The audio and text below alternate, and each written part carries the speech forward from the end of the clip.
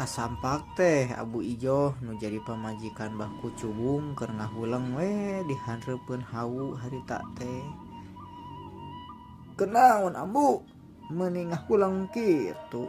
tanya Baku Cubung. "Puguh we, ieu teh kami teh keur mikir abahna. Ari itu semah rek dikumahakeun ku urang. Sabab ari teu mawa sasajen mah bingung masrahkeun ka Raja Siluman Bagongna oge," tembal Abu Ijo harita.